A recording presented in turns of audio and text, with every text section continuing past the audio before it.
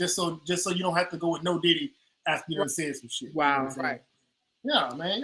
Yeah. Make sure they engage, man. That's the original No Diddy. Mm-hmm. That's original. But anyway, y'all. So look, we finna get this thing jumped off. So we might as well start off. I think the beef has ended, right? Between Kendrick and Drake, we think. But so I don't think it's ended. It's just paused. It's on pause. You know, I think it's on pause. But there was a video, a teacher made a video. I don't know if y'all saw it. White lady. A teacher made, White woman. Yeah. I'm gonna share that video. I mean, I know y'all probably feel some way since she hopped on the culture thing, but she had a decent perspective, and I thought this was more outside the box than the other one because she talking about what these kids is actually doing out here. So I'm gonna go ahead and share that. I want to get y'all thoughts on the beef overall, since it's kind of sort of what we think is done. If anyone needed further proof that Kendrick is winning this thing, you should have stepped foot in a high school today. I, up until today, taught at a very Drake-centric high school. Rich Baby Daddy is the most frequently requested song to put on my class playlist. If I ask students what they're listening to in their headphones, Drake. The week after the leak was a nightmare. But today I walk in and I can feel that there has been a tectonic shift. The second I walked into the building, I could hear the buzz. I could kind of overhear the conversations, and I was like, oh my God, this is a Kendrick school now. I polled my classes on what they thought, and they were ready to throw down for Kendrick. I had like one Drake defender in each class, if that. And honestly, I feel bad for those kids because they were getting screamed at. I had a kid walk into class, phone over his head, blasting BBL Drizzy. And then he went up to his friends and got them to freestyle on it. Like, excuse me? This was a Drake high school. I have students who hate reading who are doing the most meticulous, close reading of these lyrics that I have ever seen. They're finding subtle quadruple entendres and like explaining them eloquently to their peers. This is a cultural moment and a true educational experience for everyone. If anyone needed further proof that... Now, I know it's a little Wonder Breadish, you know what I'm saying? Y'all hate to hear, Karen getting in on it. However, I don't. I think it's a kind of a good middle of the road sort of thing because she don't got no stake in this thing. You know what I'm saying?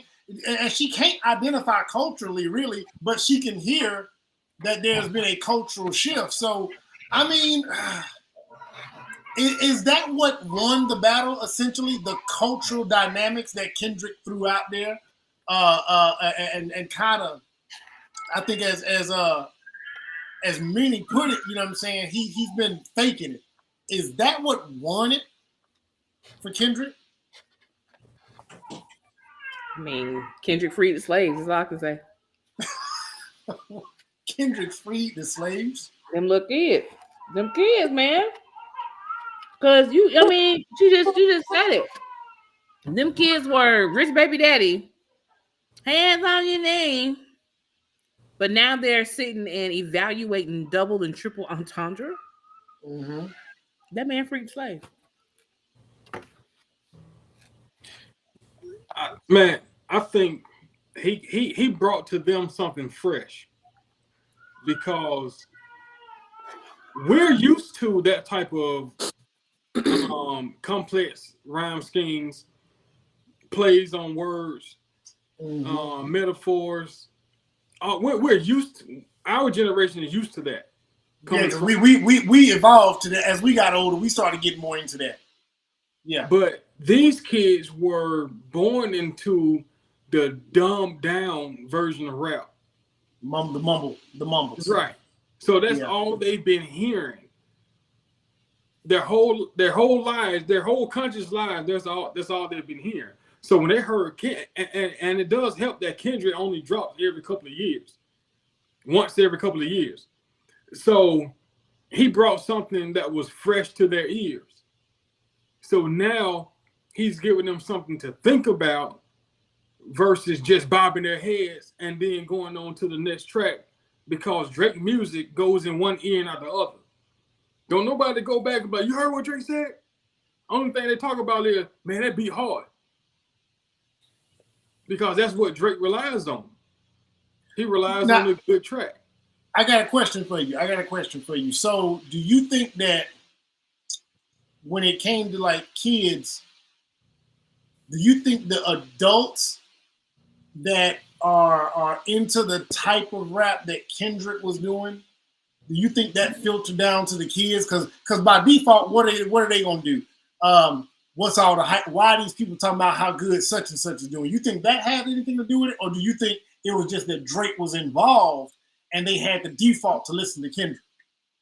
I think initially because Drake was involved. Okay. And they had to default to Kendrick. And once they started listening to this guy that they more than likely didn't hear about or never heard about or whatever, or didn't care for it, about. Yeah, they just want like, who is this guy that's going against our hero? Because Drake was their champion. So once they start hearing it, like, hold up. And then a hype started building up. I think maybe there was somebody older in some of those kids' lives that may have helped them to Kendrick or artists like Kendrick. And that older person might have been in their immediate surrounding hyping Kendrick. And then it caught their ear, and then they take it to school and pass it along to their peers and like, hey, listen to what he said, this is what he means. You know what I'm saying? I think they were probably somewhat coached a little bit on what Kendrick was saying so that they could understand it and process it. And then listen in. Yeah. Yeah. And so once it started clicking, like, oh, this. So it's like unraveling something. So with Kendrick bars, you have to unravel it. And once you get it, it's like, damn. So you appreciate the artistry. You know what? You make a good point. And I want to get Casey's thoughts on this too, and the ladies back in it too. But you make a good point because it reminds me of my youngins, the music they listen to and the music I listen to. Well, when I'm riding in the car, you have no choice. When I'm driving, you have no choice but to listen to what I'm listening, to. That's just the way it is. Growing up, that's the way it was. My dad car wasn't no damn hip hop. He never ever played no damn hip hop. It was NPR, some sort of news or whatever music he was listening to. So by default, I started paying attention to documentaries and other things. Well, with my kids, I'm listening to Slaughterhouse. I'm listening to East Coast rap. I'm listening to, Lil Wayne. I'm listening, and they would hear these slick rhymes, and when they were old enough to catch them, I'd hear them laugh because they would catch it. They'd be like, wait a minute, did he just say, oh, that's, and they'd be like, that's slick. You know what I'm saying? I think, yeah, so to your point, an outside influence while they're listening to it, plus the hype, maybe it was just the perfect timing for Kendrick to catch him or somebody who's got a big enough name with that talent to catch Drake. I went up last week. I went to pick Ken and Kelsey up and break with my teenagers from school. I went and picked them up and I was playing Euphoria when he had first dropped that. So I was playing it and listening to it, and I wasn't saying nothing about it. I was just driving. So certain things he would say, I just hear them giggling behind me. And I ain't say nothing about it. I ain't touch it. But I just knew, I was just like, damn, I'm glad I don't have no dumb kids. they picking it up. Yeah, they picking it up. They picking it up. Can you turn on that sexy red, Dad? That would just piss you out. You put the kid out the car, they say some shit like that. Oh, man, that car would came to a screeching halt. Casey, what do you think so far of it overall? And are you glad that it's over? I don't know. You don't got no dog in the fight. No, I don't even know if I've listened to all the disses, like for real. And I told you I'm just not really that into rap. Like, it's cool, and I listen to like what they play in the clubs and stuff. But I'm just an R&B girl, like all day. You know what? You sound just like my goddamn old lady, boy. I swear to goodness, man. Listen, this woman don't fight.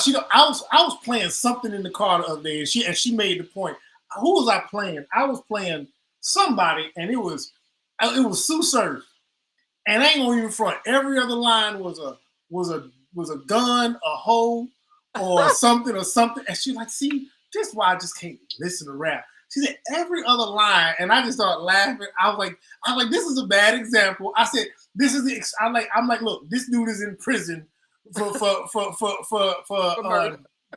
no, not murder, but he's in prison for, I forget what it is for, but they got him on that RICO, and then he's a known Crip, and he's been shot.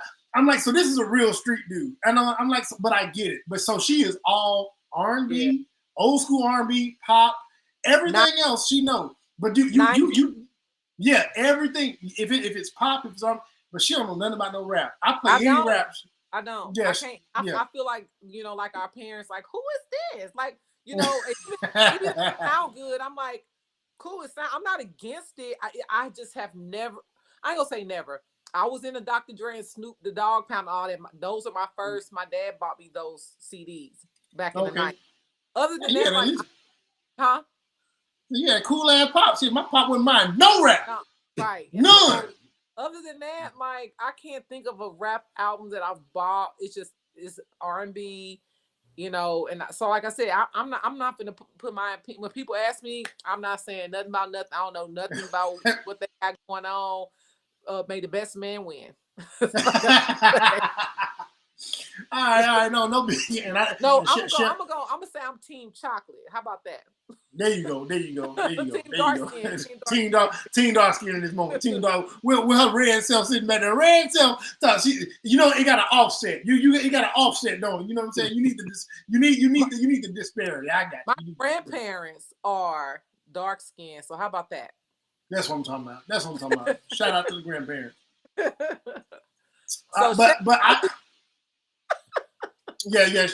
Sheffy got the little one. The little one got her attention right now. I will say this. My last thoughts on it is, it at least got everybody to listening to something other than what we complain about all the time. So we complain about all the most ratchet stuff. Mm-hmm. This time, people had to listen to words to see what they were saying about, although some of it was gossipy, childish, it was some low blows, but it had you tuning in to how they were saying what they were saying, as opposed to just, they saying anything to a beat that I like. You know what I'm saying? So that's what I appreciated the most. We saw the stuff about somebody shot, at one of Drake's bodyguards. Man, I'm hoping this ain't got nothing to do with it, because this is on the other end of why they say rap beef is an issue. Although, we got to be fair, battle rap has been going on for years, and those dudes say the most vile and disrespectful shit to each other's face, and it rarely jumps off. And outside of drill rap, which was based out of Chicago for the most part, most times it don't make its way to the streets. So hopefully that didn't happen in this particular case. Anyway, the other thing I wanted to touch on was, have y'all seen this? Oh my God, this stuff about the man versus the bear. How women feel about, the question is, women are saying that if they had to be in the woods and encounter a bear, they'd rather encounter a bear than a man. Women are saying that they would rather encounter a bear than a man. I'm gonna play this video, man, because it went viral. Some videos went viral, and the internet has been kind of going in on it. I'm gonna play a little bit of this video. I'm gonna get y'all thoughts on it. I know I got my thoughts on it, and I think we all got good sense, so it should come out to a pretty fair breakdown of what these women are talking about. For big talkers, and wow, in an insanely viral video, random women are asked, if you were alone in the woods, would you rather encounter a bear or a man? Well, here's how they answered. Would you rather be stuck in a forest with a man or a bear? Bear. Man is scary. With a bear. Depends what man, but probably a bear. Oh, 100% a bear, which is like terrifying to say, but definitely a bear. Some men are very scary out there. A bear. I would say a man. 1 vote out of 7 for a man. Wow. And while some people initially laughed at, first of all, the question and then the answer, saying, wow, how crazy is this? Who would want to be in the woods with a bear? Well, it opened up a huge and critical discussion about women's safety. I don't know if they intended this, but this is what happened. Why do women fear men more than potentially deadly bears? Comments have been coming in from all over the world, and they include, quote, I know a bear's intention. I don't know a man's intentions, no matter how nice they are. One woman said, no one's going to ask me if I led the bear on or give me a pamphlet on bear attack prevention tips. Ouch. And wow, this is a big one. Quote, if the bear attacks me and I make it out of the woods, everyone's going to believe me and have sympathy for me. But if a man attacks me and I make it out, I'm going to spend my whole life trying to get people to believe me and have sympathy for me. This says a lot. Wow. Many men, as you can imagine, are flabbergasted by this, and a lot of them got really defensive. Now, this woman, yeah, it's powerful, right? This woman says she posted her thoughts on this, like she'd rather encounter a bear. And one man proceeded to harass this woman on social media. He followed her to every single one of her platforms, trying to prove that men are safe. He even posted a bunch of statistics. And when she kindly asked him to stop and please leave her alone with her thoughts and feelings, he found her at work. What? She says, if this doesn't prove the point that these women are trying to make about like how it feels sometimes to be in a scenario you don't want to be in and continue to get kind of followed down the path, let's compare it to the woods, then I guess this is where we are. I think it was a harmless question, but it really turned into a big debate. I mean, that really opened a can of worms, right? When we're talking about women and how they deal and process with sexual assault and the disbelief that comes with that. Like, if I'm attacked by a bear, everyone's going to have sympathy. If I'm attacked by a man, everyone's going to question whether it actually happened. It's awful, and that speaks volumes. I will say, when I first heard the question, men or bear, or man or bear, I would rather come across a man than a bear. I'm not trying to be chased down by a bear. Yeah, and me too. I think there are so many great men out there. We all know them. Yes, we all love we're them married to them. out there. Yes, some of us birthed them. Correct. But I can understand the fear of some people who had different experiences, and they're worried about that. It surprised me to see that so many, was that 6 out of 7 said bear? That one was kind of surprising. I think that's where this then got legs, you know, and went viral, and a lot of women were like, wow, the more I think about it. But look, we're also raising daughters and sons, so let's strong and compassionate and think the best in people and be prepared for the worst. Maybe. Yes. Keep the bear spray and the mace, one in each hand, then you're good. The big talkers and so man, look, I don't know. I don't necessarily feel like defending men in this case, because come on, bro. I think it's very common sense when you just take 2 seconds to think about why women are saying they'd rather encounter a bear. What are black in the women woods move forward? Well, yeah. Well, I've seen some of them, share stuff online. Listen, man. Again, would you rather you let's just say you're on a trail and there's a random man passing by. Are you more nervous when you see that random man, or are you more nervous when you look down that hill and see a bear? I can say I understand why there are women that say I get a little bit more worried about the man. You know what I'm saying? So, but anyway, y'all ladies can kind of, and then us men we'll come behind that. But like, is it like, come on, fellas, come on. Steffi, you go first, cause okay. So when you in the woods, what animals live in the woods? Freaking bears. You expect to see bears in the woods. A random dude in the woods. Have we not watched enough Forensic Files? Like, let's be for real. And it has nothing to do with everybody. A lot of men were like, well, all men aren't rapists and da da da da da. A random dude in the middle of the woods is more likely to be a serial killer than he is to be a rapist. Let's just be real. Let's just be honest. Think about FBI profiling and things of that nature. the hermit that's living in the woods, or the guy who I mean, shoot, look at Jeffrey Dahmer. He was not Jeffrey Dahmer. What's the other dude? Ted Bundy. Mm-hmm. Where he would take women out like kind of in the middle of nowhere to kill them. Mm-hmm. I mean, so why wouldn't you be afraid of the man?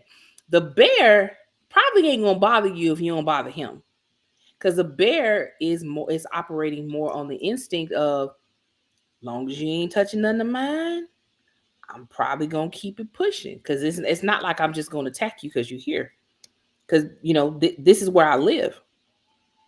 But a man out there in the woods, what you out here for? Oh, I'm just for a hike.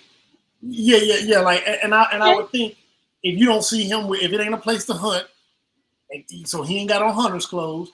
I mean, if he's hiking, that's plausible. If he got on hiking gear, you know what I'm saying? You know what that looks like. When I was up in Seattle, when people hikers, like real hikers, they got their hiking poles. They got a little, they got backpacks. They look like they're hiking. Yeah, even then, I can kind of understand if a woman, when she looks, she at least kind of, well, I'm by myself, or it's a group of women and there's a dude over there. What are you doing over there? I can understand.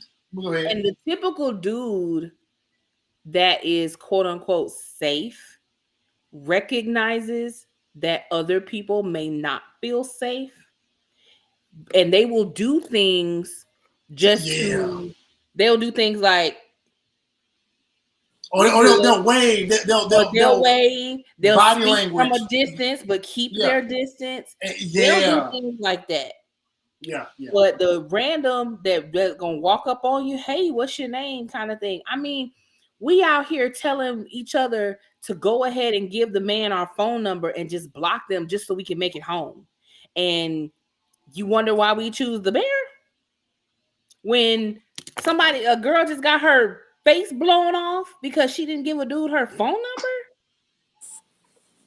You know how many women out here are dying on a regular basis just because they won't engage with a guy? And you think we trying to run up on somebody in the woods where our body can go missing real quick? Let's just be honest. And for the women in this video, they're kind of pandering. But at the same time, we know the keepers of the patriarchy are actually women. Let's just be real. A lot of the issues a lot of the opportunities for men to be predatory are initiated by women. Oh yeah. I mean, look at what was the dude? The dude who apparently unalived himself in prison. What was his name? He had the whole ring of young girls. I know who you're talking about. I can't think of his name though. Yeah, his name escapes me. But the whole time his assistant, the woman, was the girls. Oh, Epstein. Yeah, Epstein. Yeah. Mm-hmm. Yep. So that's why when I hear women, well, men aren't that bad, girl. You helping them. Well, what they said at the end, I think they were straddling the fence a little bit. They acknowledged that they know good men, but also, if you heard what they said at the very end, they know good men, but they also understand that, like the woman said at the very end, we're raising our daughters to carry mace and bear spray or something. Let's be real. We know what we're teaching girls. We're teaching them, be wary. If you're in the woods, you got to be scared of the man and the bear. You know what I'm saying? Like, it's like, damn, Yeah. And every woman I know carries. Like, we all got concealed permits out here. Yeah. So, I mean, go ahead, Casey. I would choose the one. I'll choose the bear. When I first heard, I knew who the poll, I knew it wasn't no black women on there, even though I know that, black women feels, some type of way they, experience, but I would choose the man. I wouldn't want to be caught, because my thing is like, okay, if a woman's out in the middle of the woods, what's she doing there? Like, you know, he minding his business, she minding her. Like, what's the difference in him being there and she being there?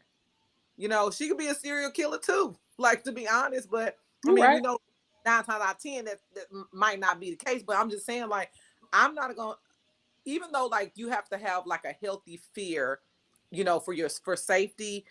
I wouldn't be out in the woods unprotected. Like, I'm thinking like you said, Sheffy, I'm gonna be ready for the man and the bear. I'm not thinking one is more dangerous than the other. But if I had to choose, I'd rather run into a man, you know. But I would not be out there alone, like, no, you know. And I definitely would not be out there without weapons, you know. But I think it kind of it's kind of unfair in a way, because like Sheffy said, there are men who you know, empathize with like the woman's plight and understand that, like, you know, we've been through so many, you know, like she said, you know, you got to give people your number just to get them out your face, and you know, so it's men that understand, they go above and beyond and make you feel safe. And it's like, don't those men like count? Like, you know what I mean? Like, do they get overshadowed just because, you know, of this man or that man that is fucked up and did some fucked up shit, you know? I don't know. It's just weird to me. Like, that's like a weird, I don't know. I'm gonna call some weird white woman shit, but that's how it feels to me. That's really how it feels to me. I just feel like, you know, Black women are just, as a whole, I feel like, at least the ones I know, are not trying to like paint our men in that type of light, even though we know there's some bad apples. This was a little unnecessary for me, like, to go viral and stuff. Like, it's a lot. It's a lot, because it's like got issues all across the board, about, you know, and this was it felt real icky to me. I'm gonna let Sam jump in there. I think what did kind of make it go a little bit more viral is we got to also think about the Me Too era. Kind of had a effect on everybody. You know, women got their thing out there. Men became more aware. Women became more aware, and then a lot of men felt as if they were lumped in with all the bad apples, so to speak. And so this comes around. And it's kind of more of that. And I think some dudes are just tired of the narrative. Like you said, dudes being lumped in. Man, look, I've been kicked out of Facebook groups. I've been borderline trolled. I've been disrespected, because in different spaces, I balance it out, right? In one space where I see the women just beating the dudes over the head with this idea that all men are predatory and blah, blah, blah, I'm like, no, chill. And if I'm in another space and I see dudes just trying to burn women at the stake, metaphorically speaking, I'm like, hey, whoa, chill. I think that we need to know that these realities exist, while also giving the people that aren't the partakers in the fuckery the benefit of the doubt. And that, I think we can do a little bit of both. I want my daughters to be aware. I want my daughters to also understand that most men aren't those men. But I don't want them to ever start getting in their head, oh, well, most men ain't those men, so I can just relax at all. No, girl, I need you to stay, 2 of y'all go together at all times, you and your sister, or you and your friend, too. Those kind of things. So, Sam, jump on in there and just give your thoughts on it overall.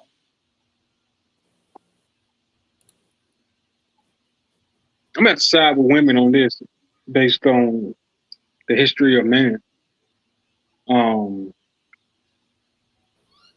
I feel like I don't have to preface it with not all men. Of course, we know not all men, but it's been enough men to do some effed up stuff to women, for women to feel some type of way about being in the company of a random man. I get it. I understand that. And hell, if I was in the woods and a random nigga start approaching me, I'm gonna swell up to make myself look as intimidating as I can, because niggas try niggas too. No Diddy. No Diddy. But I also a little Diddy.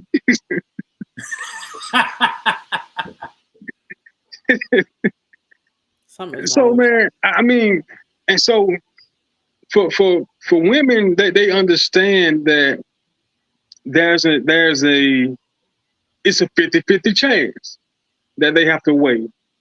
With a bear, it's less than a 50-50 chance, unless you come across a female bear. I can call animals female, can't I? Yes. That's not offensive. Yeah. Okay. It's not. Look at my boy trying to be less misogynist in his good old age. I'm working on myself. But I mean, unless it's a mother bear with her cubs or a hungry bear, 9 times out of 10, the bear ain't studying you. And one of the defenses that they teach you if a bear is approaching is to make as much noise as you can to run them off. If a dude is approaching a woman with ill intent, she can make it, especially in the woods, she can make as much noise as she wants. Then they go keep coming like he Jason Voorhees. Wow. Don't make this funny, man. We won't be being serious, man. I mean, I get it. And I feel like instead of harassing women and trying to defend all mankind, I mean, like a lot of niggas don't do messed up stuff to men and women. This is a time to like really listen and evaluate. Just sit back. It's like, nigga, she's not attacking you. If you don't have an inkling to do any foul stuff to another person, then she ain't talking about you. Yeah. So why are you owning that? It don't apply. Like, why are you taking that on? Just because you're a man. It's like, nigga, she ain't talking about you. So relax. Take the day off. You don't got to defend man right now. So I think it's really alarming that this amount of women are choosing a wild animal over a man. It should be alarming to men with good sense. I mean, and just thinking about it from a biblical perspective, I mean, the reason why the world was flooded by a loving God is because man was exceedingly wicked. So what's that? What's that thing me and you joke about? Who was it? Was it Lot? Who we talking about? Lot? No, who was we talking about? Yeah, that was Lot. When he said, "Hey," he said, "How many did he start off with?" He said, "Lord said you can find 50. I won't kill him." He went and looked for 50, came back and said, "All right, Lord, I couldn't find 50, but I can find 20. If I can find 20, Lord said, go ahead. If you can find 20 good men, I ain't gonna do it." Dude came back, said, "Lord, okay, shoot, man, it's some rebels in there.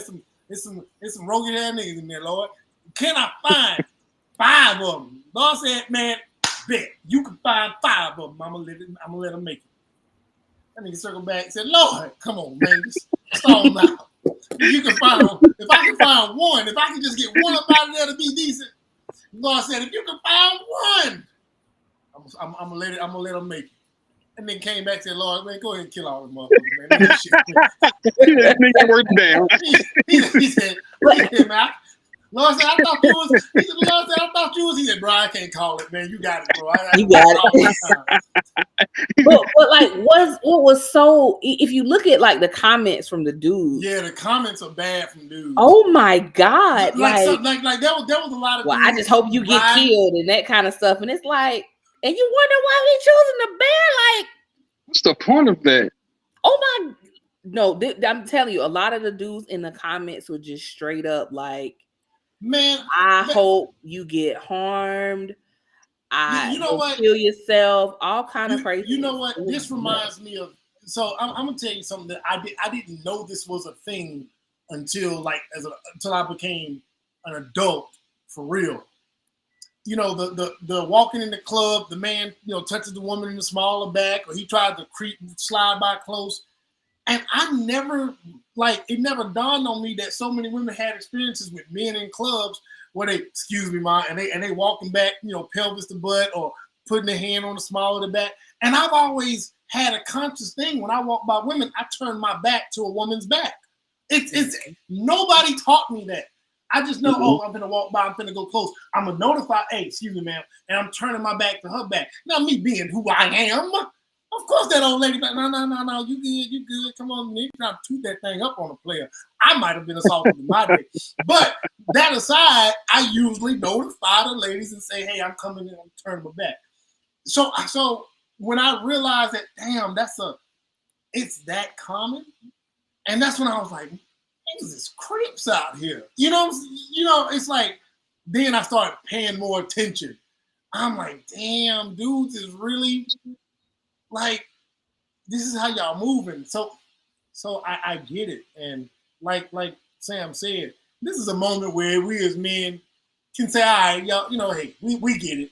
And the women will they'll handle the conversation like y'all ladies just did. You know, y'all gonna bring the balance to it. Dudes there trolling the women, talking about, I hope you get caught with a bear. Well, a bear would rather be once the bear get a hold of a woman, he gonna rather be in the company of a man anyway. Like, them dudes went in. They said what made it even worse, when dudes was drawing pictures of women screwing bears. And it's like, oh God. And somebody mentioned it. They were like, why would you think the interaction between a woman and a bear is sexual? That lets you know right then and there that you wanted the interaction between the man and the woman to be sexual. So therein lies the problem. You know what? I want to spin something in a different direction because I got to ask a question. I might need to put this up on the ticker. Do y'all think that the average man is jealous of the average woman's access to sexual encounters? And I want to phrase it, I want to make it clear. Even the best looking man, the baddest men on the planet, still don't get as much access to sex as your most average woman. It just pales in comparison. If you ever compare inbox, I'm telling you, the first time I ever saw a woman's inbox dating profile, like women have shown me what that shit looks like, and I'm like, this is. I mean, I've seen women that don't even deserve for it to look like that, and it look like that. I'm like, how did this happen to you? Do y'all think the average men out here are jealous of that? Because women can turn down, y'all can turn down dick every day, all day for a year. Y'all can turn down but men don't get those opportunities to turn. Do y'all think there's a jealousy that men might not, you know, I don't get that access, so, you know, that's why it comes out that way? It's kind of incelish, but, you know, is that a thing?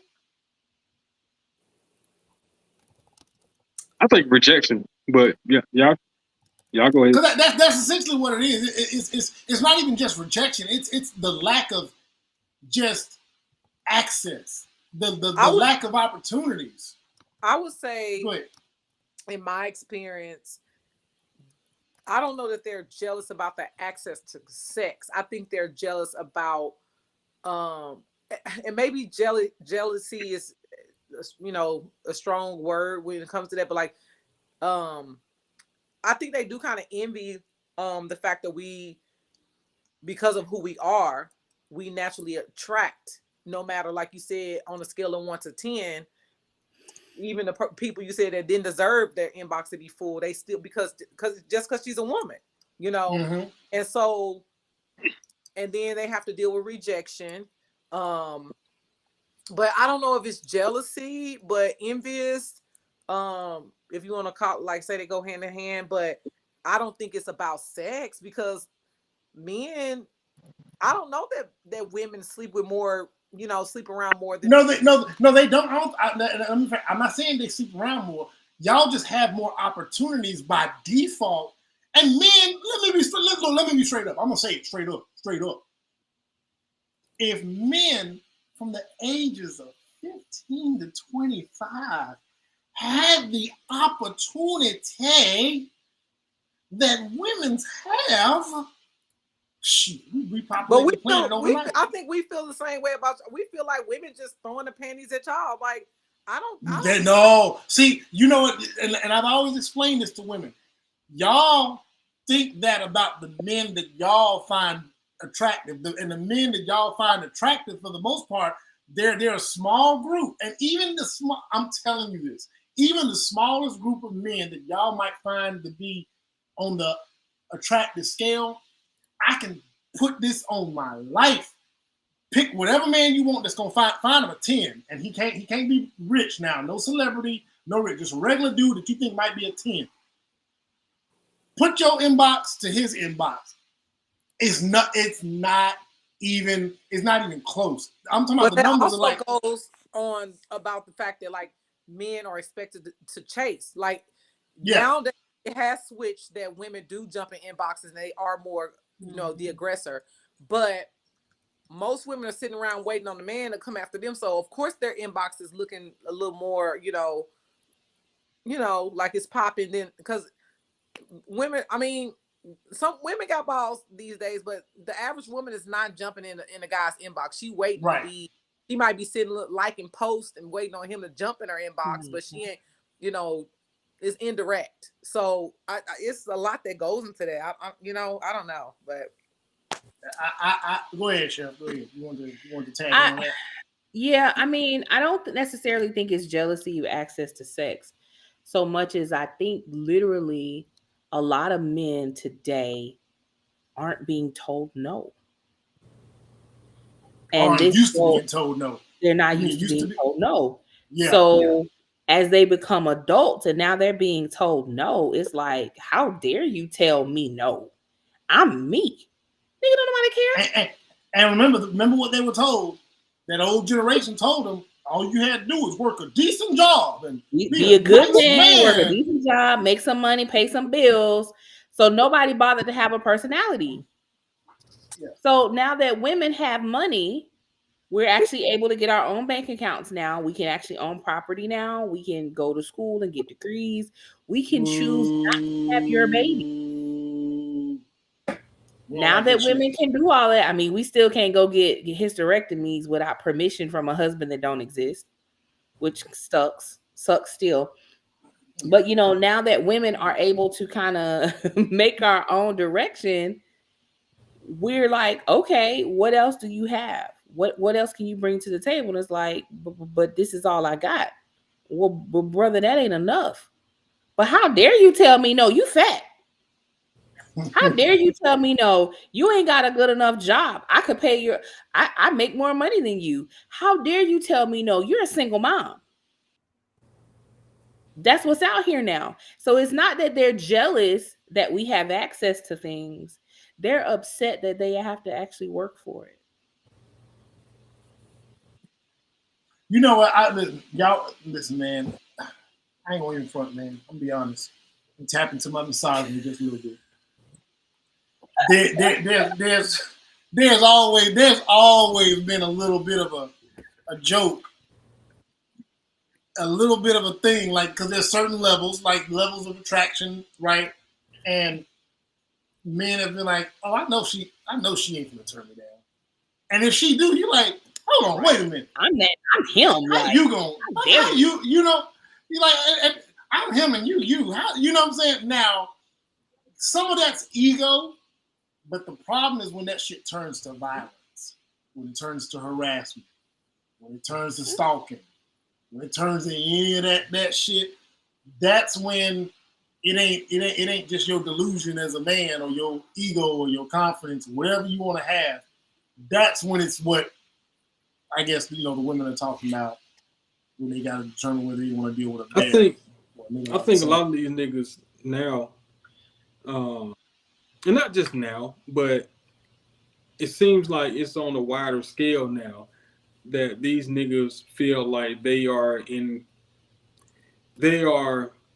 meant to be centered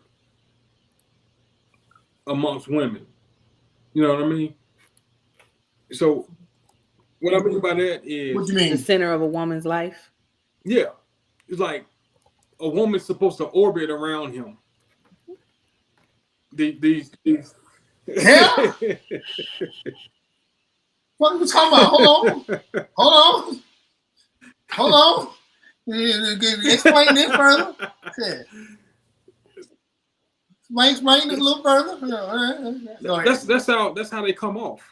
Because why else would they be set off by a woman choosing a bear? It's an imaginary scenario. These niggas take it to heart and get in their feelings like. Mm-hmm. So it's like that can only be because they feel like they're supposed to be chosen. So it's like probably in their subconscious they're thinking, "How you gonna choose an animal over me?" So that probably makes them feel lower than what they've already felt. Now that's probably why that nigga stalked that woman down to her job just to try to prove a point. You know what I'm saying? So it's like I think them niggas really believe that they belong in the center of a woman's life.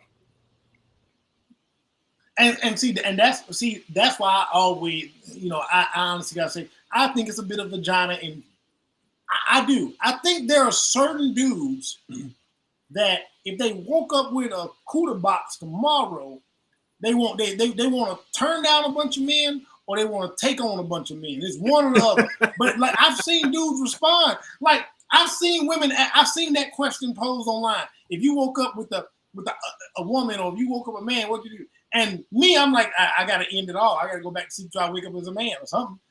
There's dudes that say, well, I can't wait. I'm going to go out here and I'm going to trick some men and have them buy me lunch and waste their time and not call them back. And I'm going to do it. And I'm just like, yeah, there's literally dudes, they got vagina envy. They do. But see, the difference between men and women acknowledge and say, I would love to be a man for a minute so I can go out here and be as reckless and wild as some of y'all can without the responsibility falling on me. I just want to write my name in key. That's all I want to do. Oh, y'all come up with all these creative ways in which y'all think we use our junk. There are literally videos of this. Stop playing. There are videos of this with dudes in the snow. Don't play with me. Y'all just want to women. I just want to wake up and shake it. I want to wake up and just. I just want to. I'm like, why? You want to flip it up? You want to? All I know, if it were me, I would probably beat my meat till my hand went raw. Like, period. That's all I'm doing. Whole thing. To your hand went raw. The piece had to go raw before the hand went raw. So it's walking out there looking like Quagmire with one arm. See, no. Let me tell you what y'all gonna find out if y'all get it. Let me tell you what you're gonna find out. So y'all gonna find out there's a major flaw with most of us compared to y'all. See, y'all get the bus one and y'all get to just keep on going. 1Z, 2Z, 3Z, 4Z, 5Z. There is no, listen, I don't care what no man say. The normal man is not 1Z, 2Z, 3Z. That's fine, because then that means I get naps, though. No. See, y'all gonna be mad because after you get them two and you try to take a nap, you're like, well, when I was a woman, I could just keep living that. We ain't gotta do all that. We ain't gotta do all that. I'm old. I ain't gotta do all that. You said two? Yeah. One and a nap, and then I get up and go have a drink. One and then another one, then a nap. Then I can actually go walk outside in the dark and not feel scared. Then I'm gonna bust another one outside. And then a nap. You know what else y'all gonna realize? What? You know what else y'all gonna realize? Is an erection is the most overrated thing ever. Because see, when y'all feeling y'allself, don't nobody know but y'all. When that thing trickling and dripping and running, y'all the only one know. For us, we gotta sit there. Unless you ain't got no meat, then you ain't gotta do nothing. You know what I'm saying? You ain't got no meat there. Yeah, you ain't got no. You know I'm what? saying, Make them y'all women don't realize respect they ain't your all woman. cracked up to be. That one time they sit down too fast and they sit on their balls. That go. Man, whoa, boy, whoa, whoa, boy. Man, I can tell you know what make and men want to turn back into men. You don't even sit what off. make a man want to turn back into the men? When you have to fart your fart twice. You gotta do what? You have to fart your fart twice as a woman. You want me to explain how that happens? Yes. Okay, so you fart one time, right? But because of how your panties are positioned, it pushes the air up into the front. So now you got to squeeze it back out a second time. Wait a minute. That is a thing. You get Whoa, booty. what is this? You get booty air in your coochie. Yes. And what kind of recycling? Yes. That's a remix. That's a remix. Yes, it That's is. a remix. What kind of drawers you got to wear to do that? It's just it happens. It probably happens more for bigger girls than smaller girls, especially if you have a big butt, because everything is already close together, and especially you got big thighs too. All that air just gets trapped up in there, and sometimes it goes up the front, and you have to squeeze it back out a second time. That sounds like a whole ecosystem in your drawers. What? Sounds like a whole ecosystem in your drawers. Like you just.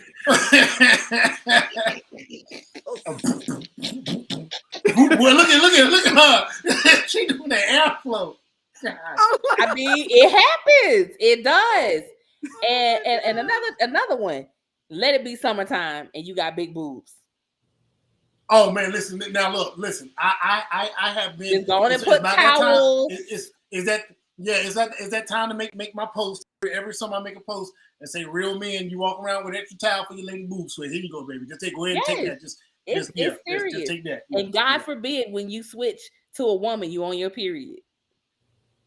Y'all gonna want to switch back. I'm telling you. Listen, I have no doubt in my soul that if I woke up and I was the woman version of me, I would immediately lay back down, and I would hope that I woke up normal. I would stay laying there. I wouldn't go out into the world. I don't even want the experience. I don't want it. Don't care. I enjoy this. I enjoy it. Like, I don't. I'm a booty man for the most part anyway. I'm a see.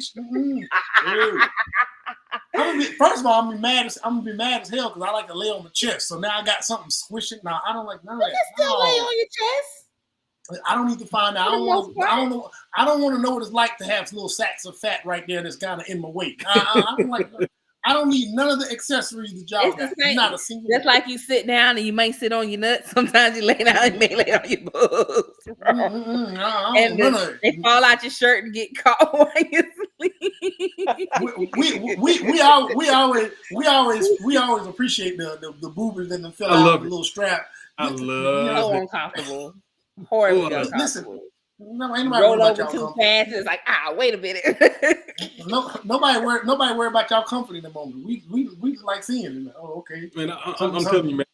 When my wife is taking a nap or something, and she sleep with a tank top on, and I walk in the room like Birdman. with them long ass white socks and them tighty whities and that long ass t-shirt, and she think that's sexy. Wow. Oh gosh. Just go in there and so maybe the men ain't envious. You will. Yeah, I don't think it's envy. I think it's literally more along the lines of, I was told if I did these things, I could get what I want. But now that's not actually true. And you gotta realize women still got the option to tell your ass no just because she just it's okay. And it's okay. Being told no builds so much character. It really does. But anyway, I don't want to belabor the point, man. I think this is gonna segue into another one. We meant to talk about, we had a video last time, and it was the 7 signs of emotional intelligence. And I just realized, man, I didn't even edit the description on the live stream now that I'm thinking about it. But anyway,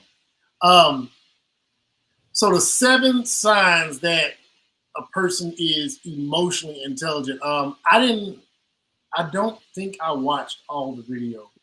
But who shared this? Was that you, Chef, that shared the emotionally intelligent thing? Yeah. So, and it's not a long video; it's a short one. But it made me want to ask the questions. I want to know if I'm emotionally intelligent. I'm going to hear what this man got to say and see if I basically hit the mark or not. I might fail, which I've been known to fail, but we're going to find out real quick. Probably not. 7 signs someone is emotionally intelligent. Number 1, they know how to genuinely apologize. Emotionally intelligent individuals understand the importance of taking responsibility for their part of the problem. Number 2, they show true empathy. Emotionally intelligent people have the ability to empathize genuinely. They're able to put themselves in other people's shoes and understand their experiences and emotions. Number 3, they are humble. Humility is a key trait of emotionally intelligent people. They do not boast about their achievements, they can appreciate their successes quietly. Emotionally intelligent people do not require much external validation. Number 4, they reflect on their thoughts and emotions. Emotionally intelligent people engage in something that is known as metacognition, where you think about your thinking. This allows them to understand the reasons behind their emotions. Number 5, they understand other people's worldviews. Despite differences in perception, emotionally intelligent people are able to appreciate other people's viewpoints. They're able to recognize that everyone sees the world through their own lens. Number 6, they offer genuine praise. They're able to feel genuinely happy for other people's successes without succumbing to jealousy. And number 7, they can accept when they're wrong. A hallmark of emotional intelligence is acknowledging that you make mistakes. 7 signs someone...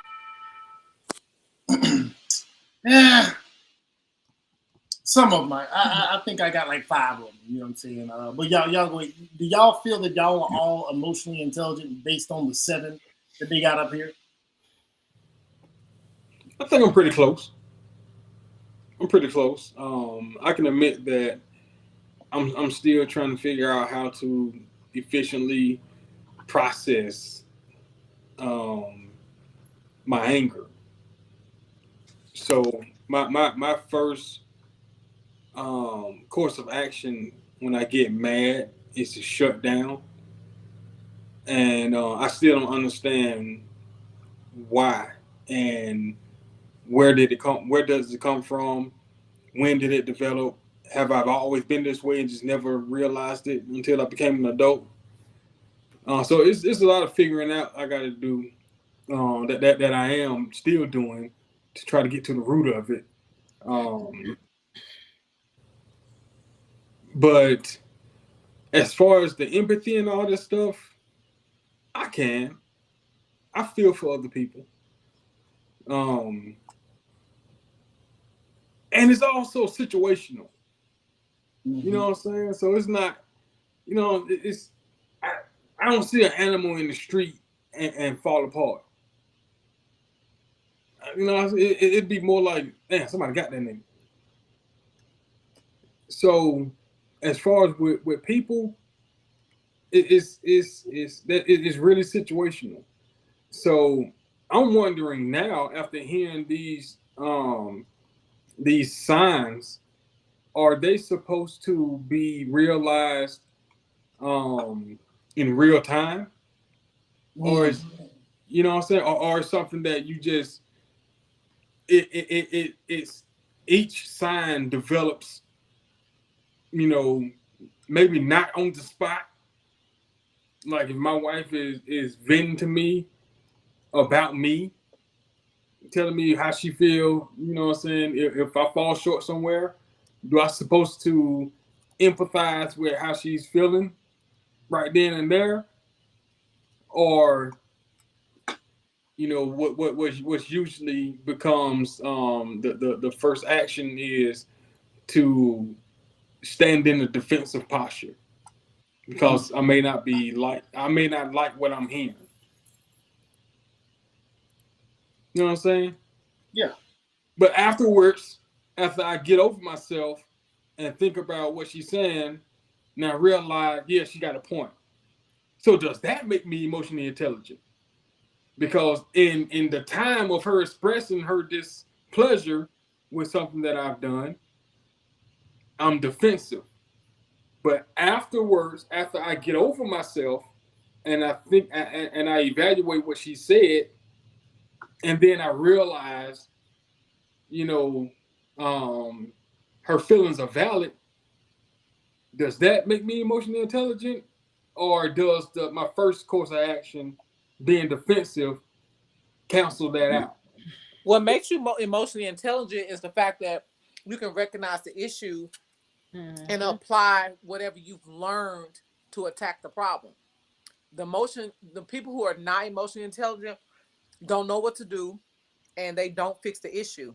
But you're going to have issues. It's just, have you learned how to handle it? How do you handle when you're angry? And like you said, you come back later, and that's okay. It's okay for you to come back later. But you do need to figure out what's triggering you, and most likely it's something from childhood, like not being heard or trying to be perfect for whatever reason. Sounds like it's ego driven, but my first session is free. But if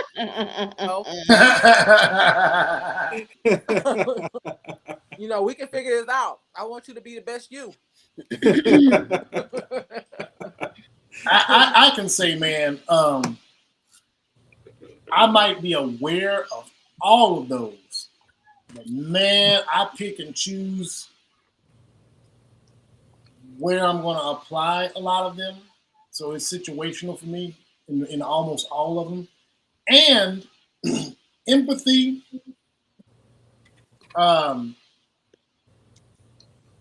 seeing something through somebody else, it comes with practice. You know what I'm saying? I always say that, man, when it came to dating and relationships, I was a great dater and not as good of a relator. And I wasn't a good relator because once I got into the bachelor phase after being married, I had to dial that down. You know what I'm saying? Because my first experience when I got into dating was like, oh man, I kind of had husband traits. And I said, I got to dial that down real quick because, everybody can be like, oh, yeah, you're my husband. Oh, I'm goddamn husband. Other stuff, right? Anyway, I stopped relating as much. But then by the time I get into a marriage and I'm back to cohabitation, I got to relate all the time. And I had been used to switching that shit on and off. So I was unrelatable, and I wasn't able to even to go relate. You know what I'm saying? I was robotic, and so that empathy that I needed, I couldn't tap into that shit. I wasn't tapping into it at all. I didn't care. I was so me-centric, you know what I'm saying? Because I had been so me-centric because I could be, and so I think being able to at some point recognize it is a good thing, but then being able to apply that shit, you know what I'm saying? We might know a lot of things, but applying them makes all the difference in the world. And so exactly, so being able being able to reflect on your thoughts and emotions, and when he talks about that metacognition, I can do that all day. But then go put it out into the world to show that you've been doing that part. Shit, it had been so long since I did it. It wasn't happening immediately. I had to actually, go into counseling and actually have some conversations and say, yeah, motherfucker, you come off a certain kind of way. You kind of seem like you just a robot out here. You just don't nothing phase you and shouldn't nothing phase nobody else, bro. That's not the way it is, And so, I think, and I also say, I think we're always, everybody should always be constantly improving on any intelligence. That doesn't mean emotional intelligence ain't part of that. You know what I'm saying? But anyway, y'all ladies go ahead and tackle this one. I know y'all gonna rock out. Rock out. For me, I can't say I got all 7 until recently. Maybe within the last 4 months. And the final one for me was understanding other perspectives.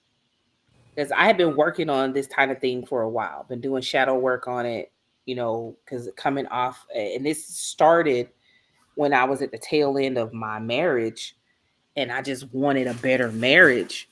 So I tried to be a lot more understanding. I tried to be a lot more cohesive and less in my own head. I have ADHD, and object permanence is an issue for me. And a lot of times that permanence and lack of ability to kind of think empathetically in a moment of an argument, I just can't check in. I can't stop and think how that other person feels in a moment when I feel attacked, because my ADHD anxiety kicks in, and and in that moment it's just all about what I feel. So I had to do a lot of work on that. And it took years to really get to a point where I understand how to control and manage my own emotions, so I know how to adequately react to others. When I think I finally was like, yes, I think I got it, was probably a few months ago. My son's father, uh, he was supposed to do something for me. He ended up not doing it, and normally I would chew him out. And I ended up messaging him, texting him, like, what's up? And he's like, well, I didn't want to give you bad news. And I said, well, don't look at it as bad news. Just look at it as new information that we now have to navigate against and traverse with this new information. And in my head, I was like, we all out here struggling. We all have our different struggles. Why is my struggling different from his? And it wasn't that I was giving him a pass in the situation or even a pass with his son, so much as it was like, I know he got work. I know he has other children. I know he has other things going on. So for me to sit here and chew him out for failing to meet my standard in that moment, is that really fair? Because I'm sure there's many standards that he felt that I didn't meet, and he didn't chew me out. So I had to go back and look at it as, just because something doesn't go the way I want it to doesn't necessarily mean it's a negative interaction. It just means it's different. And I now have to use the new information that I have to navigate differently. So, because he would be afraid to call me because he know I'm going to chew him out. But when I got into the mindset of just inform me and we'll adjust accordingly, I got you back, whatever. Doesn't matter. Because at the end of the day, I'm going to do what I can as my son's mom to enable you to be his dad. I'm not going to stand in your way, essentially. So, if I gotta, get him out of daycare a little bit earlier so you can have a little bit more time with him, things like that, I'm going to do my part so that being his dad is essentially, I won't say easier because that's not the right word. I'm just not going to be a barrier in that process. And part of also not being a barrier in that process was simply just being understanding. We all got lives. We all have things to do. And my things are no important than somebody else's. Man, so go ahead. Yeah. So when I got to that point where I was just like, I'm not mad, I'm just navigating new information, it was like, wow, Sheffy, you've grown. Because you would have cussed him up. You know what though? You know what though? And I'm gonna let Casey jump in there. Man, one of the things I can't remember. I know I read it somewhere. I think it was How to Win Friends and Influence People. Talked about the concept of, when something doesn't go your way, always ask a question first. You know what I'm saying? And you notice that in good leadership. It's like, if you late to work, your boss come over there, man, why you late? You late, man. Don't come here late no more. As opposed to, hey, man, I noticed you was running late today. Is everything okay? That is a whole, man, you get so much more. You get so much more out of people. Oh, man, you didn't call me like you normally do or whatever.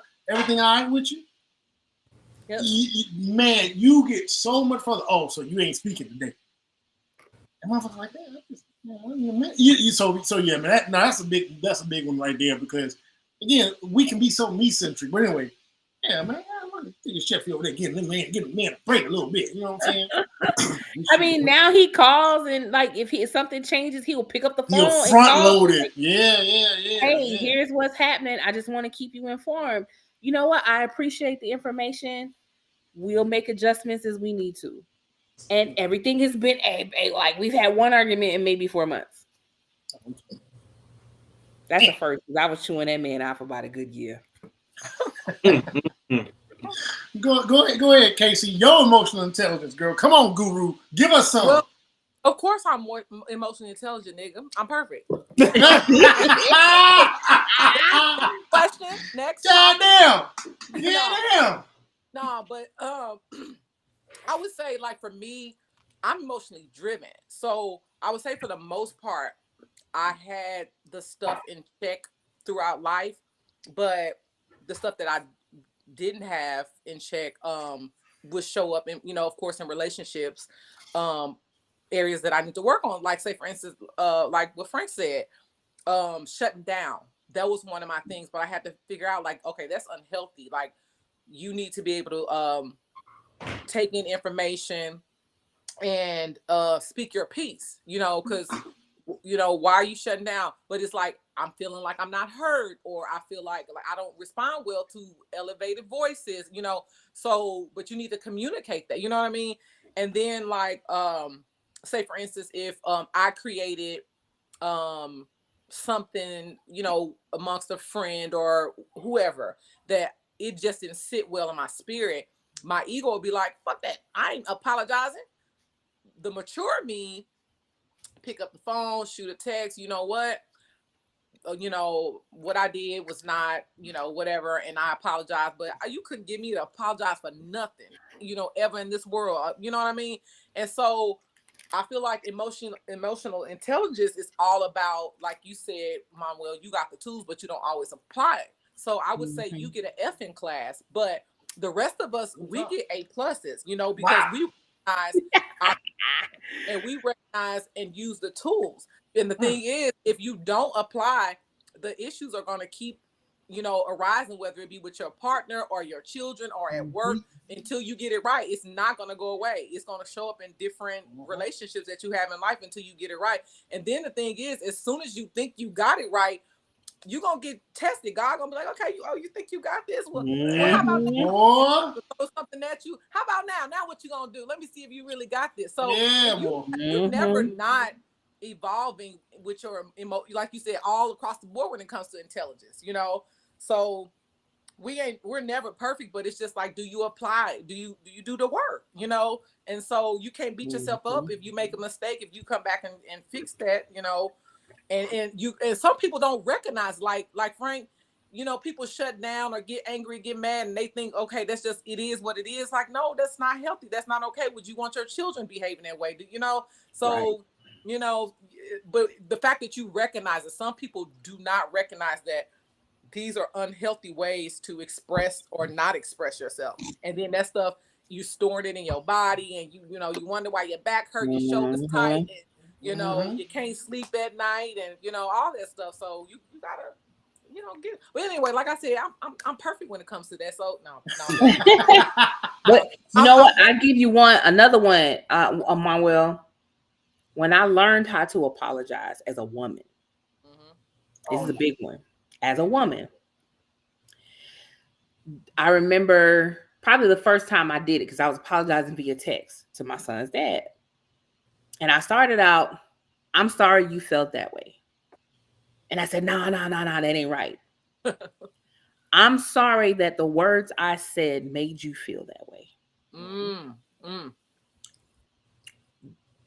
Okay, we have to take accountability and apologize. We did that caused, even if we didn't mean to. Even if we didn't mean to.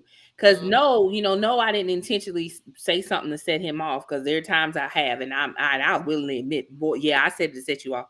But in this case, I didn't. It was literally like he took something I said out of context.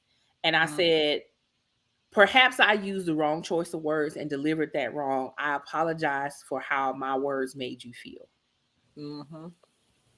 And night and day, like, communication is night and day with me just learning how to apologize. Because no, I'm not going to always get it right. And sometimes I am going to say something that's off, or sometimes I may come with a little aggro that wasn't necessary. Or like he'll say every now and again, I feel like you mad at somebody else, but because I'm the one available, you taking it out on me. Yeah, that can happen. But I take the accountability of, you know what? You're right. And I apologize that I am applying annoyances to you that you didn't earn.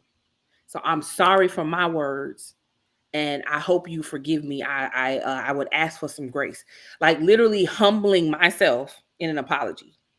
And this is something I wish I learned while I was still married, because I'd probably still be married to this day. Oh, look at that. Man, that was beautiful shit. Boy, y'all, man, look at her. Y'all had to make me cry. For real. Man, real talk, man. Like, man, I can't.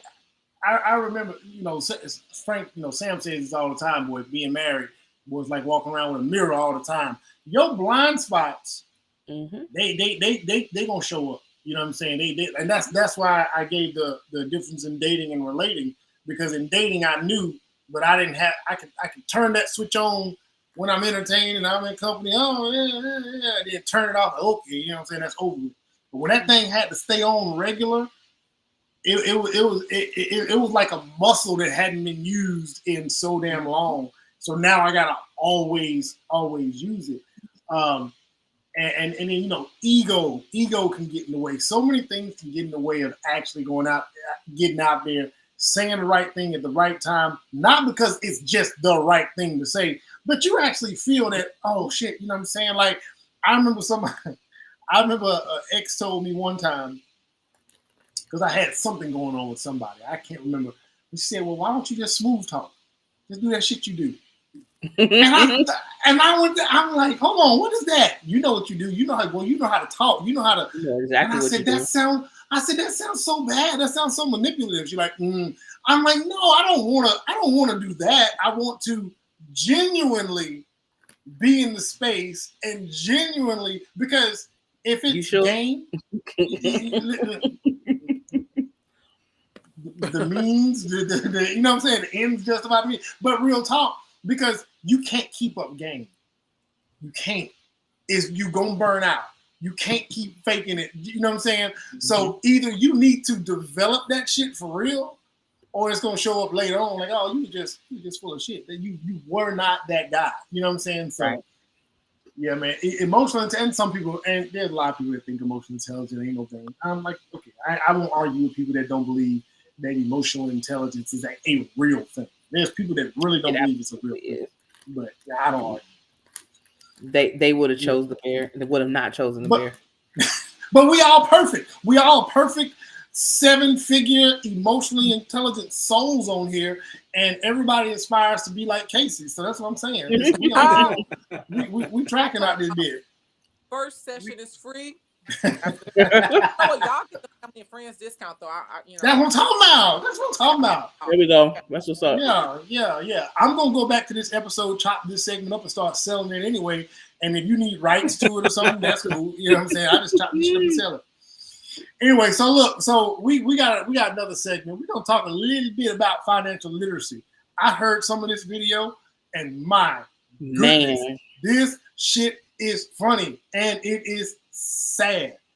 It is truly sad that the numbers.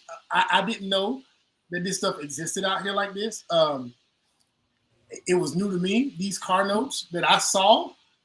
Let me get this video. Boy, we gotta do something differently in this culture. It's not a race thing. It is a cultural thing in the United States of America, boy. Because everybody talks about cost of living. Well, I mean about the mic. Everybody talks about cost of living.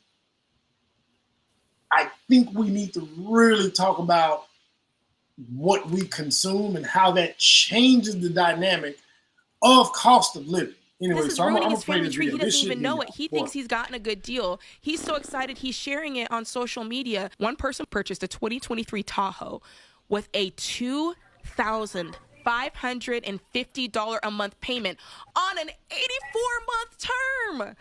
That's almost a decade. That's a depreciating asset. Another person bought a 2023 Sierra. Oh my gosh. $2,500 Denali. Oh, with a $3,000 a month payment. And he was locked in to a 96-month. Look, there's the prayer hands. Why do they gotta put listen. And look me in my eye. God didn't have nothing to do with that. months. You did that. That is not a blessing. Gosh. Hey, can we just say Tahoe? I would love to have a Tahoe. A brand new Sierra Denali. I love that car. I can't imagine signing up for a 96-month term. And here's the thing, John. On a depreciating asset. I can't even get into the people that would sign for this. Like the guys in the photos or whoever. Their level of financial literacy is clearly very, very low. And they need shows like The Ramsey Show. Yeah.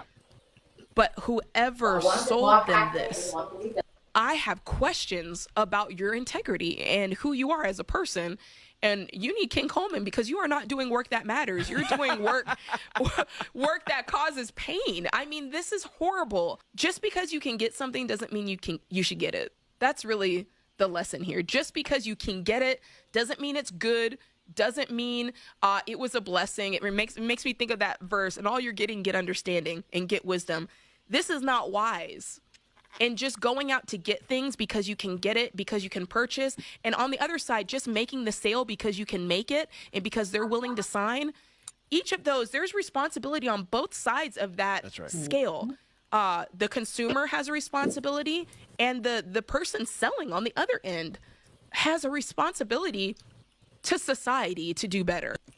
Here's the part that's making me sick to my stomach is people watch TV and they watch TikTok or they watch Instagram and they have this vision and maybe they know one guy at their church or one guy at their office or two guys at their office and they know that person's rich, whatever rich means, and that person who's rich has car X, Y, or Z. And what they don't know is behind closed doors, the average millionaire, the number one car driven by millionaires is a Toyota. It's a Toyota. Wow. And this is how wealth transfer doesn't happen or does happen, is somebody will end up taking this money and they're a millionaire and they're going to buy a used Tundra. They're going to buy a used Camry, a used Cadillac, and they're going to write a check for it. And then they're going to invest $3,000 a month and make $400,000. And on the other side, someone's going to say, I got that same car, yet they're going to bury themselves. They're going to bury their financial future and the financial future of those who love them and those who come after them with this type of nonsense. And this is why we tell you guys, like and share the show. People, it's financial literacy at its finest. People need it. They don't know. This is ruining his family tree. He doesn't even know it. He thinks he's gotten a good deal. He's so excited. He's sharing it on social media. And we see that.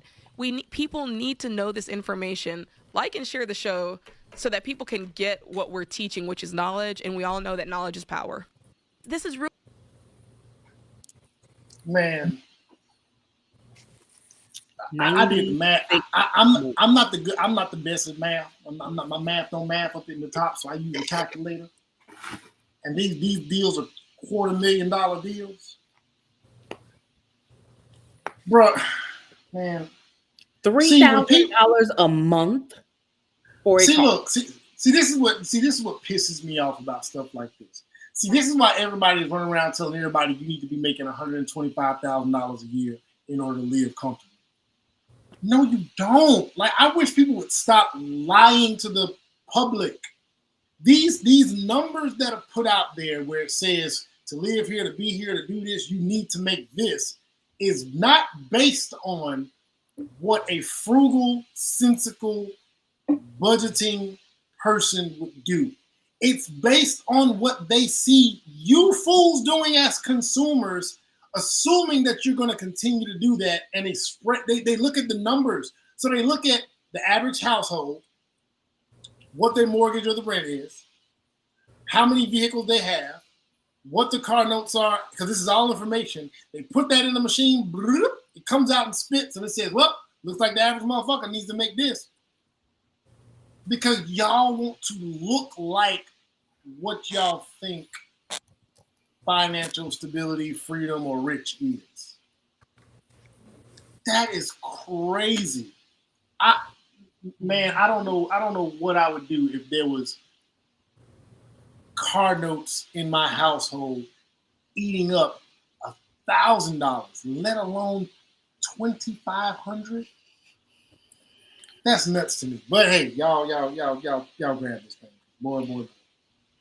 Man, whoever was standing next to that nigga that he brought down there with him should have fired off into that nigga the jaw. 96 months? I don't even know how long that is.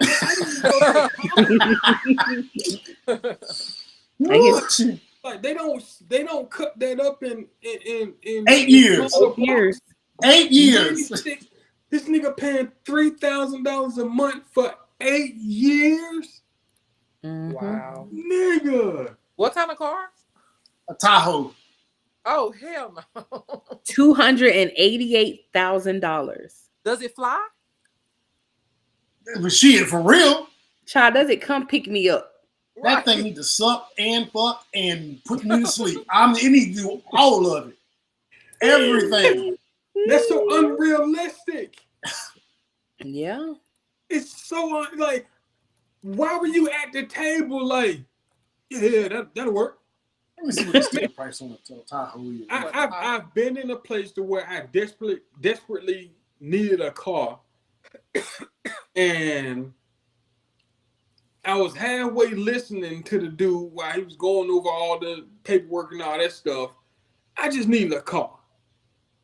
And I signed the paper and did the math afterwards. And it was like, damn. But it wasn't damn like that. That's goddamn. That's goddamn you nigga. Like it. Hold on, pause. A 2024 Tahoe right now. So that was 2023. I'm assuming this video was old. A 2024 Tahoe. The MSRP is at $85,000. You done bought that car 3 times. The 2023 is 84. I mean 83. No, yeah, 84. So one is 85, one is 84. So that interest rate gotta be 19%. We don't even want to do that kind of math, Chef. We even do that. We even do all that math. Go ahead, Chef. So the sticker on that bitch is almost 100. Crazy as hell. Tacos really cost that much? I don't think. They do. Yeah. But see now let me tap into something because me and my homeboy was talking about this. Trucks. People don't even get the money worth out of a truck. See, if you were going to use that truck for what a truck is for, you can get them. Okay, let me put it like this. If I'm going to have that Tahoe, I'm going to be hitching it to a goddamn trailer and I'm pulling around tractors and I'm cutting grass on all parts of the city. That truck's in a truck if I'm going to spend that money because I'm writing that shit off on a business expense and that truck is going to truck. But what people doing, they buying that Tahoe because they don't want a minivan. And when they and trucks nowadays, since you don't let a truck, you don't even get the value. You can take that bitch back to them with 200,000 miles on it, and when they look at the engine, look at the torque, look at all this other shit, they can say, "Oh, this bitch ain't even been used. We finna put it back on the lot for 70 grand, or 60, or 50, or whatever it is, something ridiculous." You know, like. But anyway, go ahead. Boy, this shit. But so my point is, I understand desperate buying. Mm-hmm. But there's also stupid buying. And that was incredibly stupid. Times 6. Stupid times 6. So I don't understand how that computed as a good buy. And he's proud of it. Prayer hands. Proud of it. Like, boy, Jesus came through. No, he didn't. That's the devil, boy. That's the devil, boy. The rapper still hand on that damn truck. Hey, boy, you bought that truck in the bowels of hell. That's the only way a deal like that is concocted. But man, that financial illiteracy, and I did suffer from that. Didn't know how to make money, didn't know how to use money. I knew how to save money. Well, I could be cheap with the best of them, but I didn't know what to do with money, and I didn't know how to make my money stretch. Mm-hmm. You know what I'm saying? So it's a lot of a lot of us, especially being black, that don't have financial literacy. Don't know how to manage money and barely making money. Yeah, that's a big one. So it's something it's a desperate need for black people to learn how to make money work for you rather than working for the money. You know what I'm saying? Bro, when you even make a comment, when you see that thing say 23, 25, 50, 84 months, and the person put a hand, and if you go say something negative about that, somebody gonna say, why you all in these people's business? That'll be the same. The person that will say, why you in these people's business? Why you hating? Why you worried about them? You that's the same person. Right. And then that's the same person you ask them, what's $1 million? They say $1 million ain't no money. And when people say stupid shit like that, I'm like, oh, I know you don't know how compound interest works. Because I don't care. Listen, you can't tell me $1 million. Because see, when a person says $1 million ain't no money, that's because they're thinking about $1 million worth of red bottom Birkin bags and a car. And they thinking about how fast they can spend it. But to a person that knows what compound interest does and what $1 million will do in a high yield savings account, they say, run that to me. I will take that and won't tell nobody I got it. And you won't be able to tell. But that's because that's the thing, though. They're not thinking about that $1 million for an investment. They're thinking about that $1 million to spend. To spend, yeah. Because if you spend, no, it ain't a lot of money. No. If you're spending, like, you give $1 million to somebody, what Kanye say? The first thing I did was go see Jacob when he got his first event. Yeah, the jeweler, yeah. He spent all his money. That Afrobeats artist, Davido, he got $100,000 advance. Yeah, production, beat making. What was that? 100? Yeah, what was it to produce X amount of tracks? Yeah. He went that night and went and spent it on his boys, and then was like, "Oh wait, we gotta make an album. I ain't got no money." Like, he'll tell you the story. Ooh, Davido. You know what's funny about that, Chef? And we'll give you the other side of that story, and I know you know it, but and a lot of people, I don't know if they watched the documentary about it, but you just said this man had $100,000 advance and went and tricked it off on his boys instead of using that to go produce the album. And I remember when I heard what the Fugees did when they got their advance, they took the cheaper of the advance just to get all the control rights, built their own studio, and did all their own stuff, and still came out with money left over. And that album went diamond and did everything. You know what I'm saying? But anyway, they invested what they had and they made the best of it. There's those of us on the other side of it, but just burning through money like that. You know what? Just kind of off topic a little bit, but we jump back on. Just want to say before I lose my mind. Before I lose it out of my mind. That needs to be a case study done on niggas that are willing to spend buku money on their homeboys, but are reluctant to spend money on a date. Oh boy, that's another topic. That's another topic for another day, boy. Because I showed talked about that, boy. With regard to on my mind. Yeah, put it out there. I'm gonna write that one down. Men won't cheat on their barber, but they'll cheat on their woman. Yep. Damn sure will. It's crazy. Now, where's the logic in that?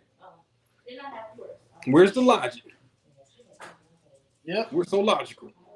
But yeah, we definitely need to be better.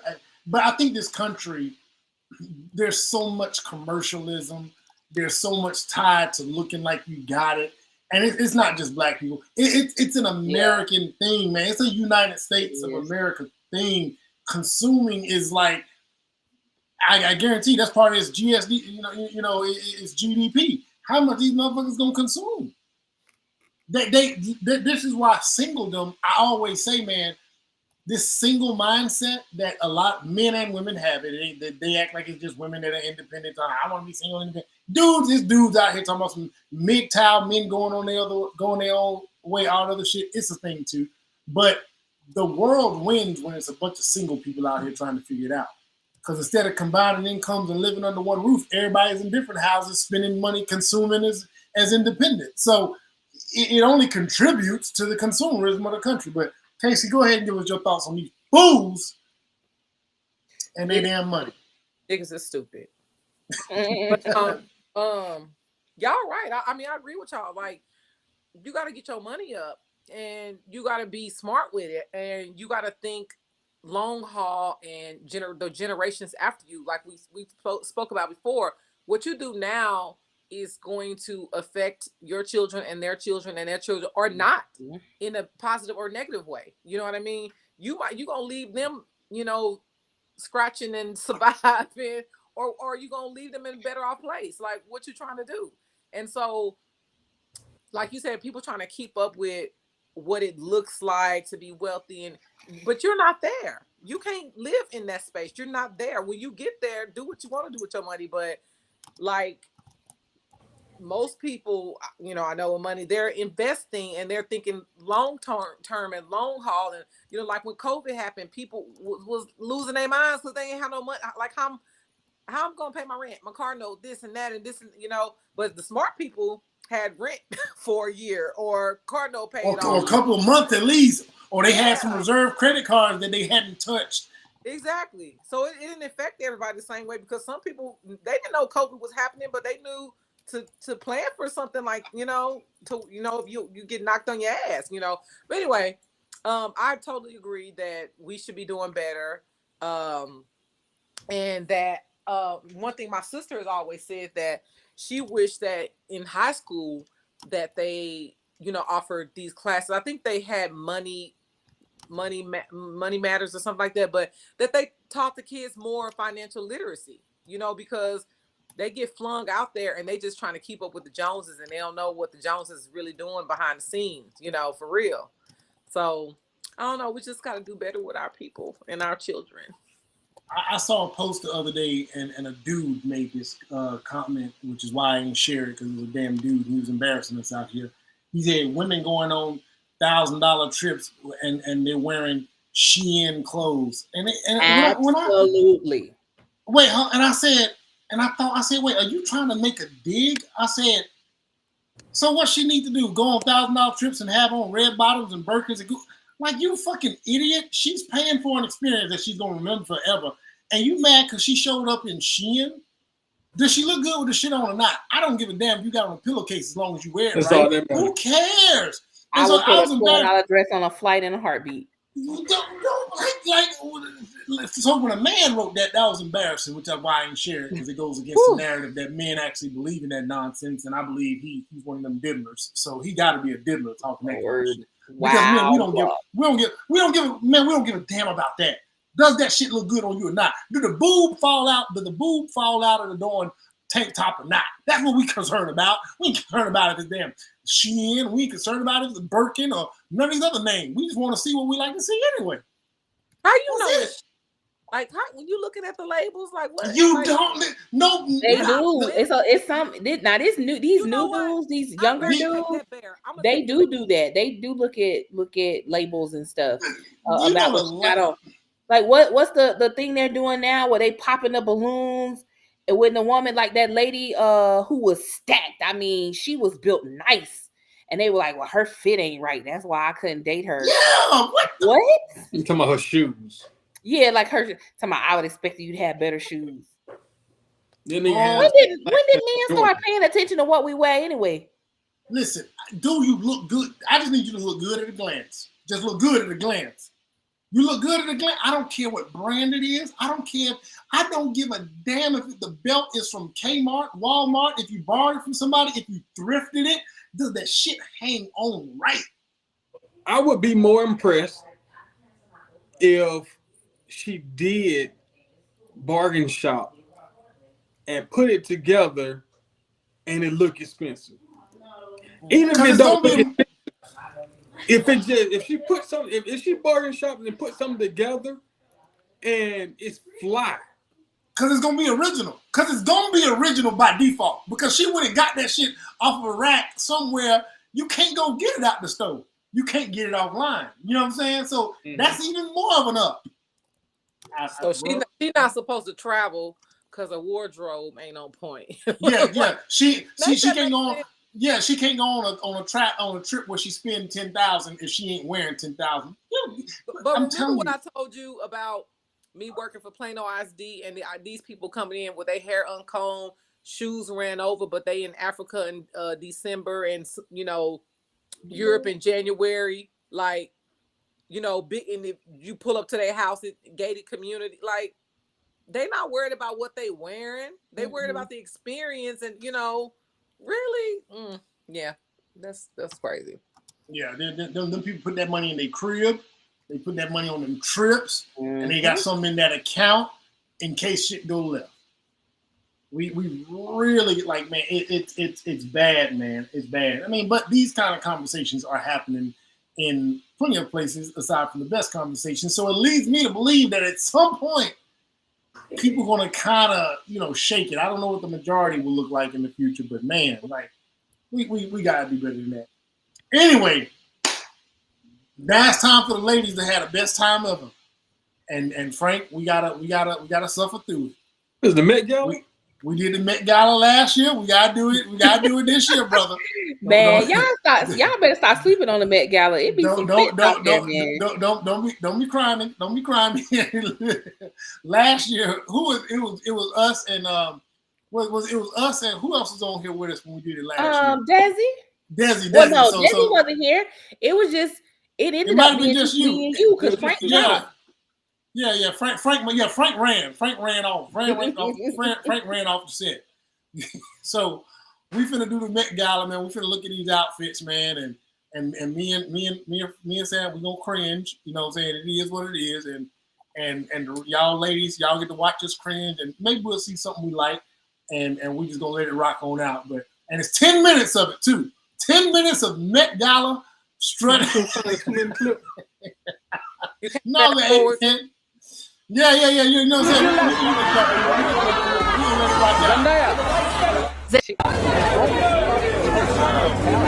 My bad. No one was expecting. K-pop megastars brought the house down, and the Kardashians slayed the steps, as usual. Here are all the jaw-dropping moments from the 2024 Met Gala. The Challenger's actress first hit the carpet in this black and blue striped gown by Maison Margiela. The look totally nailed the Garden of Time theme with its grapes, feathers, and hummingbird accents. God, Zendaya can never do any wrong. She can't. I can dig that. I can dig that. She got her whole what's the she's doing smiling. She got her whole malevolent thing going. I rock with it. Zendaya was not. She sparked all the double takes when she went through the line again to close out the carpet, rocking a completely different look at outfit. she out there again. You better go Zendaya. I love me some her. Yeah, I like Zendaya. She's like this generation's Halle Berry. She got much better actor though. Shit. Oh, God, yeah. By far. Now look at that train on that thing. Hey, that's gonna be my next wedding dress. And I'm gonna do the flower hat too. Yep, the garden was nice, so Z did it twice. And speaking of double takes, we almost didn't recognize Sydney Sweeney as she posted her baby blue. She's from because her short black show was gap-worthy. Oh yeah, that's cute. She's giving real Kimber right here though with that bob. Real who? Kimber. He's a singer. Oh, really? That's cute. I wear that to like a cotillion. Blackpink star Jennie Kim was a vision in her custom Alaya blue mini Is that dress face with paint? an asymmetrical cutout across the midriff. Kind of plain. Yeah, next. She said next. It ain't enough. It's looking real prom dress. It's like it wasn't finished in time. Dude. Oh, look at them. Them niggas like the drummer boys. Looking like a JoJo's episode. Looking like the Crazy 88 from them. And in a Looking wickedly like a Crazy moment, 88. Ariana Grande and Cynthia Erivo shared their Met Gala spotlight together, and it marked Ari's return to the Met for the first time in 6 years. He looks so blonde. Why they so bony? God damn, how they Just about that. He have new shoes, but I didn't want to say that. He wasn't that small last week. Why they so whatever he's battling. Yeah. He can like forearm. And who is the black girl? Y'all heard Sarah, he said she looked like a forearm. I heard him. We gonna ignore him. Who's the black girl? I don't know. Who she is. If she didn't have that thing in her nose, she would look so much better. Oh, she's the lady that was on. She did that. It was a movie on HBO Max called a show called The Outsider. I believe. Last at the event 8 years ago. What a cute dress is that? Come on, next. I mean, I want to see the outrageous. They hit the strong with Zendaya here. Who is this guy? Like, who is this Demi Lovato? He like one of them early 2000s Italian dudes that look all pumpkin spice and all red in the face. Is that Demi Lovato? That's what it looked like. Child, her extensions look wonderful. Whoever did her hair, y'all did that. Yeah, that's Demi. I don't remember As her for those who forehead brought the being that most big. drama, Come Cardi through, Bill Callis. and it took nearly 10 men to help her get it into place. Look at Cardi. Cardi comes through every year, baby. Cardi comes every year. Flawless. Look at all these. That's how you do All it, baby. Come through, Bill Callis. Come through. Look at him. And look Like she on a black cloud. Ooh, yes. Ooh, Cardi. Like, let me get all 20 of these men to get me together, baby. Look at him. Look All at him. that damn fabric. Hey, we don't see Offset there. Now, run away. Run away. Be gone. Be gone. She gotta take her pictures. Hurry up, get out the way. Thank you. Where's she gonna put all that when she sit down? They gonna carry the whole time. Yeah, and it's probably moving. Yeah. You better come through Cardi. Every time you see Cardi, she ain't had a bad Met yet ever. She probably never will, but she comes through every time. That's my birthday twin, y'all. Libra gang. No, y'all Libra's crazy. Libra gang. Now, come on, y'all entourage, come get her, yes. Now, what's gonna happen when a man want to get through all that? Y'all explain to me how we get through all that. How You're not supposed to. It's Met Gala. Yeah, we is supposed to. I don't give a damn about no Met Gala. No. Walk straight This is beautiful. I love this. Oh, see, they had to turn her. That's what you. I love it. Well, now they gonna need a flipper for me if it's my old lady. Such a princess story. I just love it. Sam dress that was so delicate she had to literally be carried up the steps. Who is that? Oh, that's old girl Tyler. Is that water girl? Yeah. Or is it a bang? I think she looks beautiful. But it looked like she got on paint instead of a dress. I think that is paint. Paper mache. Oh, it's paper mache, yeah. Oh, okay. Hi, Steve. Let me go get me a dress so me and have to carry me around. Okay. I need about 4 of them though. I'm y'all wilding. This is a bad influence. Y'all wilding. Yes, that's how you're supposed to get treated. That's why they jealous of us. That's why me and them jealous. Yep, right there. Lana Del Rey. She like she rolled around some shaking bait. Now what the hell is this? Why she show up with a damn a beat catcher's net on her goddamn head? Come on, man. Leave Lana Del Rey alone. She be doing weird stuff. All eyes were on the Kardashians' gorgeous gowns.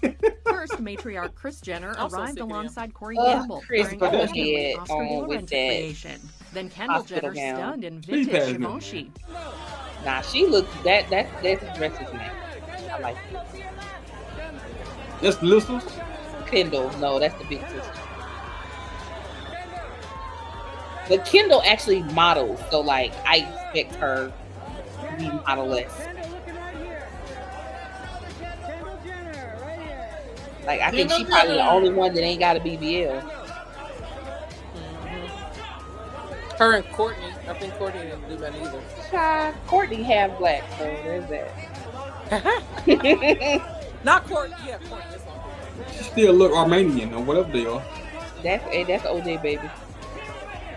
Who her? What? No, Courtney. Courtney the oldest. Who you thinking about? Kylie Jenner took Chloe. our breath away, and Givenchy as No. well. Oh yeah, I'm thinking Chloe. Yeah, Yeah. Courtney is the short one. Yes, her and Kendall don't have work done. Yeah. She like that Tesla truck. The new one. Wow. I can't stand Frank. Why she gotta look like a Cybertruck? Well, cone titties. I mean, that's more Grace Jones than anything. It do have a little Grace Jones.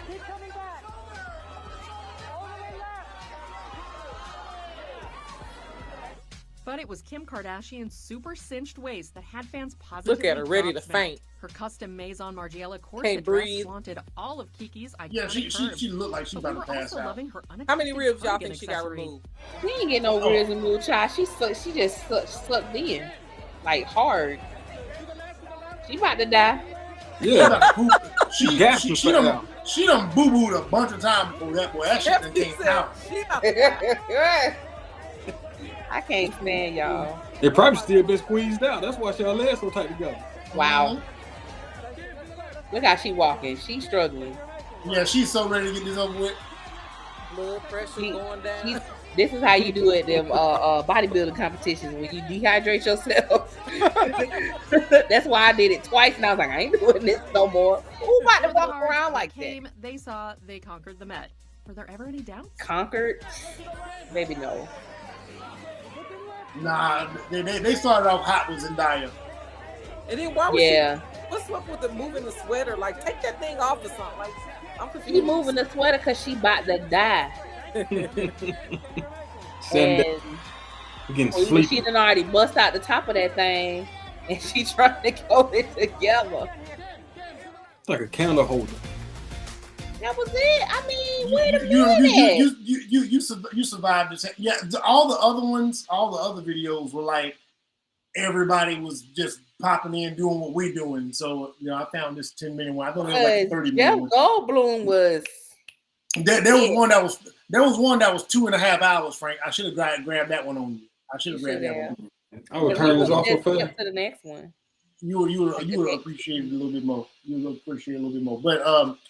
But yeah, man. Listen, we under 2 hours. We did good tonight. We got our Met Gala in. Now I'm gonna go watch X-Men so I can complain about this episode. Yeah, so I can complain about another one. Yeah. Started. So are we gonna do that one once it's You know what? One of these nights we should live and watch at the same time. Man, listen, I'm for it. We're gonna get copyright struck, you know what I'm saying? But I'm with the shit. We ain't gotta show it. Yeah, we're just gonna react to it live. Yeah, we just react as we're watching. You know what? And I'm gonna tell you what, man. See, this is my issue. I'm gonna lay it on it. I don't like motherfuckers playing on my nostalgia. That's what my thing is with all these throwbacks and these reboots and these add-ons to something of a bygone thing. Because I know there's a bias to nostalgia, and I don't like that in my. I don't like the bias. I like to look at some shit in a vacuum and judge it off of what it is right there. The nostalgia that ties it, I'm just like, oh, X-Men. I remember when I was a youngin' and I was waiting to watch this every weekend. So I don't like that part. You know what I'm saying? So that's why I got a little bit of. It's different for me because I'm not thinking about the older episodes. Yeah. Outside of the fact that I'm glad that they upgraded it. Mm-hmm. So it's still, but they upgraded it so much it looks like a different. It's fit for this. It's fit Right. for this. Yeah, it's fit for now. Yeah, right. It is. And the story telling is a lot more mature than it was the original. So I can look at it as a separate. I can separate it from the original and appreciate it for what they've done with this as it stands on its own to me. Same. Oh. Because I mean, the voice actors are so different that I can't make the two match anyway. It still sounds the same to me. It's a role. But I think who's not the original? And you got Magneto out here looking like who I think somebody said David Bowie. Yeah, David Bowie. Yeah, like David Bowie with hair. Yeah, I'm saying look like one of Diddy's ex. Like you know what? He looked like David Bowie in that. Was that David Bowie that was in that movie Labyrinth back in the day? Yeah, was that him? Yeah, boy. Well, my movie game is on point in this bitch. Well, I be calling old ass movies, the '80s baby. But yeah, man, motherfucking David Bowie in Labyrinth. Exactly. Go look at David Bowie in Labyrinth. That's exactly what that fool looked like. But I hate how they got Charles out here simping for that lady to the point where you almost gave up your powers for some. Oh, hell yeah. Oh, he's simping too. All the X-Men are simps. All the X-Men are simps. All of them are simps. What's his name? Simp, and he died for Rogue. Wolverine was the biggest simp since forever. Oh my God. You got a picture of your crush and her husband. What Yeah, are we doing? Yes, right. Scott, the only one that ain't a simp because he got the lady. Everybody else in the show is simp. Nah, because Scott still simp for her. She did all that running off to be the Phoenix and everything, and he chasing behind her. He's simping. Oh, yeah, he a simp down there. All of them simp. X-Men, Chef. I'm glad like then they got married after that. You damn right. You know they're married. They're married. No, you ain't finna defend no simping. You not finna defend no simping today. You don't went off and engulfed the whole entity into your body that wasn't there before, but you decided to do this, and I'm supposed to chase after. No. Yep. Super simple. No. Goddamn it. Matter of fact, I'm clipping this shit up. This is gonna be one of the moments. I'm clipping this shit right here because I got Shep on the team. These niggas is simp. Your favorite goddamn comic book heroes, simps. All of them. Whole show. They some look. They some women writers in the room. I told her they some Nehu ass niggas. That's what they is. You know, boys, man. Nehu. They some Nehu ass niggas. Sam and Nehu niggas. And they I'm a ooh yeah. We ooh yeah niggas around here. Little people now. I guess you about to choke over there. It's the Nehu niggas versus the ooh yeah niggas. Yeah, man. It's real shit. You even got Magneto simping for doggone Rogue. I'm telling you, they all compromised. All compromised. All of them. Yeah, man. All of them. Like how you simping for a woman you can't even touch? Can't even touch her. She'll kill you if you touch her. She can't reciprocate. She's literally a man eater.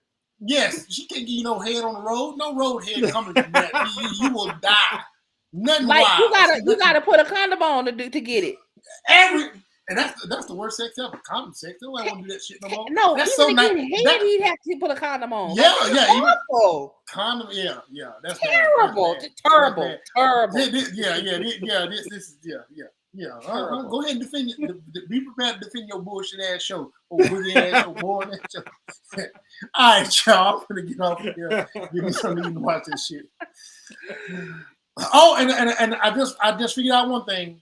I can add y'all as hosts into this account.